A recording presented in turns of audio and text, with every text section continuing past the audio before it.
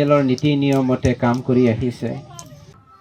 জয়নব বিবি, অমিশা খাতুন, সিদ্দিক, আইনুদ্দিন শেখ, জয়নুদ্দিন তিনটিলাयाव मुसलमान सुबुंफोरा इउपिपिएलआव हाबनाय हाबाफारि नोंथाङा बाहागो लानानै मा फोरमायगोन बे समाव? तिनटिलायाव प्राय 3000 भटार्स दङ।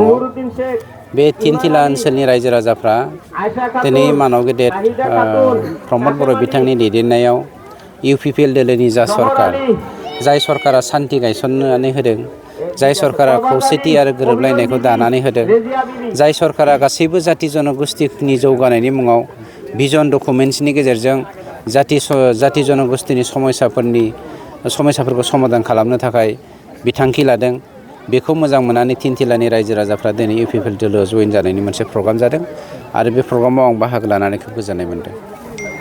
बिथांमोना गुबुन गुबुन दोलोनि सोद्रोमाफोर दंमोन। ओरैनो मेक्सिमामलि बेवहाय बिपिएफ आरो कंग्रेसनि, बिपिएफनि बारा दङ, कंग्रेसनि खोब खम। बिथांमोना जों दिनै बेवहाय जागायजेनदोंसो आरो जागायलांबाय थागोन। तिनटिला ओनसोलनि जोंनि नैबे बावखुंग्रि समस्तिनि जतबां माने मुसलमान भाइफोर दङ, बिथांमोना दिनै इउपिपिएल दोलोआव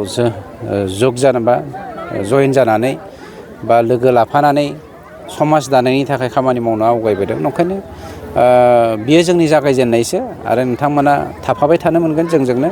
जों मोनफ्रोमबो खामानियाव नोंथांमोनखौनो लाफाबाय थागोन। बावखुंग्रि बियाब हिसाबै बेयाव बिपिएफनि सासे